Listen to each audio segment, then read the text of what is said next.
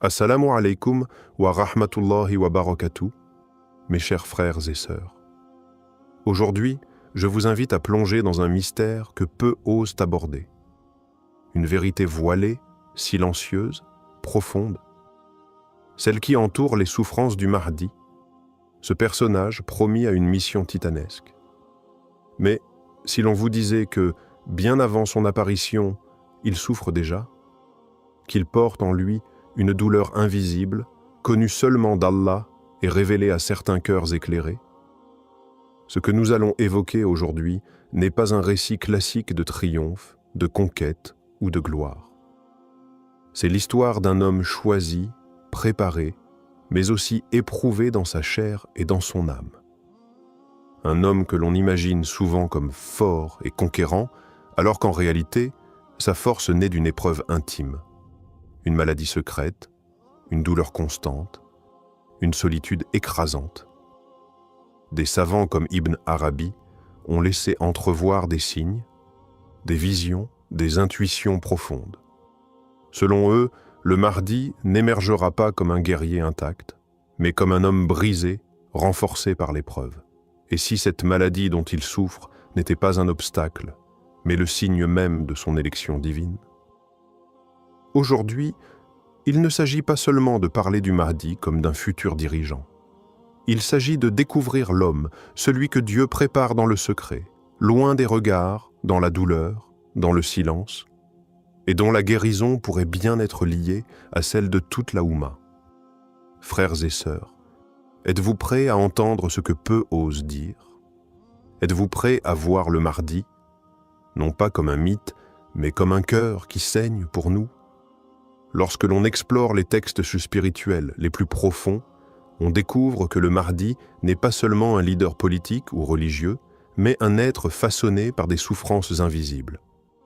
Des figures comme le cheikh Ibn Arabi, dans ses révélations mystiques, évoquent un être dissimulé, éprouvé dans son corps et dans son âme, avant même d'apparaître au grand jour.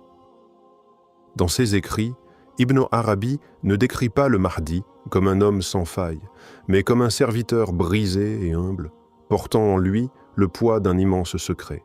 Il parle d'un homme caché parmi les gens, vivant dans l'anonymat, supportant des douleurs que peu peuvent ainsi comprendre. Ces souffrances ne sont pas là par hasard. Elles sont un langage, un rappel, un pacte silencieux entre Allah et son serviteur. Certains textes anciens rapportent que le Mahdi serait affecté par une douleur physique continue, une faiblesse corporelle qui contraste avec la puissance spirituelle qu'il incarne. Il ne s'agit pas de simples maladies comme nous les connaissons, mais de blessures symboliques liées au destin de l'humanité. Sa douleur serait le miroir de celle de la Oumma. Plus elle est affligée, plus lui aussi est touché. D'autres savants parlent de nuit noire spirituelle, de solitude extrême, de silence imposé. Le Mahdi n'est pas formé dans la facilité. Il est forgé dans l'épreuve, car seule l'épreuve purifie, élève, réveille. Et pour guider les cœurs brisés, il faut avoir connu la fracture de l'intérieur. Ce n'est pas un héros de conte, c'est un cœur choisi, éprouvé, élevé. Et ses souffrances sont la première révélation de sa grandeur. Avant même la lumière, vient la brûlure. Les souffrances du Mahdi ne sont pas une simple fatalité. Elles portent une signification profonde, enracinée dans la tradition prophétique et la sagesse divine. Dans l'histoire de l'humanité, aucun envoyé, aucun homme choisi par Allah n'a été exempt d'épreuves. La douleur devient alors un sceau d'authenticité, une preuve de la proximité d'Allah. Le Mahdi, comme les prophètes avant lui, est purifié par la maladie et l'oppression silencieuse. Ce n'est pas une punition, c'est un affinement. Allah façonne ainsi ses élus, en brisant leurs attachements à ce bas monde, en les rendant entièrement dépendants de lui. Chaque douleur ressentie par le Mahdi l'arrache un peu plus à la dunya et l'élève vers l'invisible. Des savants disent que cette douleur est un secret entre Allah et son serviteur, une conversation muette, continue, qui l'accompagne jour et nuit. Elle le protège de l'orgueil, de l'impatience, de la colère. Elle le garde humble, doux, silencieux. Elle le pousse à se réfugier dans la prière, dans l'invocation, dans les larmes. C'est dans cette intimité spirituelle, loin des hommes, que le Mahdi est préparé. La maladie n'est donc pas un frein à sa mission. Elle en est la fondation. Comme un feu purificateur, elle brûle en lui tout ce qui pourrait entraver son rôle. Elle détruit l'ego, elle assèche les désirs, elle vide son cœur pour que seul Allah y demeure.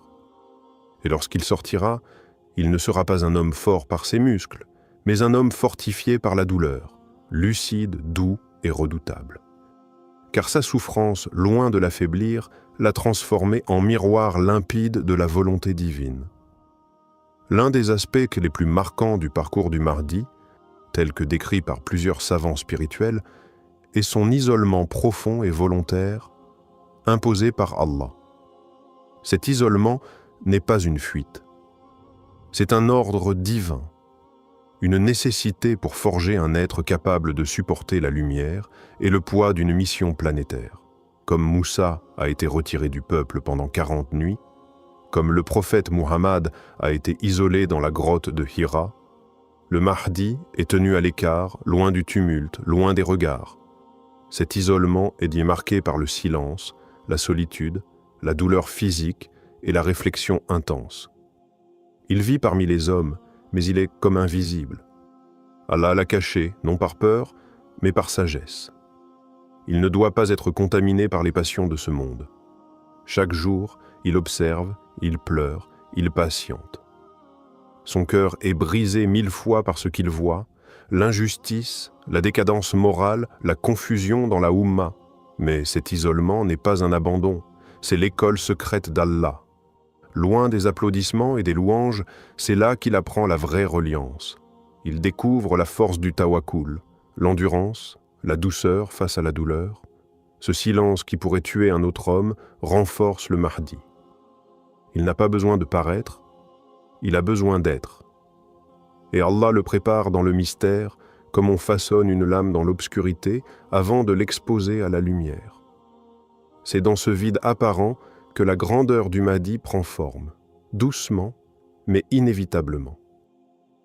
La souffrance du Mahdi ne se limite pas à une maladie physique identifiable. Elle est bien plus profonde, intérieure, subtile, invisible aux yeux du monde. Il ressent une fatigue constante, comme si son corps portait le poids d'une autre époque, d'un autre monde. Son cœur est souvent lourd, sans cause apparente. Il ressent une tristesse sans nom, une sorte de mélancolie spirituelle que même la prière ne dissipe pas entièrement, car elle ne vient pas de lui, mais de ce que lui fait porter Allah. Parfois, il est pris d'angoisse silencieuse, de douleur dans la poitrine, de fièvre qui ne laisse aucune trace, des maux qui ne se guérissent ni par les remèdes ni par le repos. Ce sont des symptômes de l'âme, des blessures profondes liées à son destin. Il est le cœur battant d'une Oumma malade, et chaque battement est teinté d'un écho du mal qui touche la communauté. Il connaît aussi les douleurs du doute, non pas envers Allah, mais envers lui-même. Pourquoi suis-je encore là? Pourquoi suis-je celui qui doit porter ce fardeau? Il pleure parfois seul, dans la nuit, en se sentant indigne. Et pourtant, c'est précisément ce doute qui confirme son authenticité. Car seuls les véritables serviteurs se sentent trop petits pour une tâche immense. Il ne parle pas de sa souffrance. Il la cache. Il sourit parfois, mais au fond, son âme est en feu. Et ce feu est ce qui le distingue. Un feu intérieur qui ne détruit pas, mais qui purifie. Ce feu est la réponse d'Allah à une Oumma qui a trop longtemps éteint la lumière. Le Mahdi souffre, pour nous. Il y a un lien mystérieux, mais puissant, entre la douleur du Mahdi et l'état de la Oumma. Sa souffrance n'est pas individuelle. Elle est le reflet direct de notre désunion, de notre éloignement d'Allah, de nos péchés collectifs. Plus l'injustice se répand, plus la foi s'affaiblit, plus l'obscurité gagne le cœur des musulmans, plus le Mahdi ressent en lui un poids invisible. Il est comme un miroir spirituel. Ce que vit la communauté, il le porte dans sa chair. chaque larme d'un orphelin abandonné, chaque oppression vécue par un musulman, chaque mosquée profanée, résonne en lui comme une blessure ouverte. Il ressent tout cela avec une intensité que personne ne peut comprendre. Allah a placé en lui une sensibilité spirituelle hors norme, afin qu'il soit capable de représenter, par sa propre douleur, les maux profonds de toute une nation. Mais cette souffrance n'est pas vaine. Elle est le prélude au réveil. Elle est comme les premières secousses avant la délivrance. Car quand la douleur atteint son apogée, quand l'injustice devient insupportable, le Mahdi est alors prêt à apparaître. Sa guérison viendra avec le réveil des cœurs, avec le retour vers Allah, avec l'unité retrouvée. Plus encore, c'est notre retour sincère qui soulagera sa douleur. Car Allah ne l'a pas envoyé pour marcher seul, mais pour guider ceux qui veulent revenir. Si la Ummah guérit, lui aussi guérira. Si elle se lève, lui aussi se relèvera.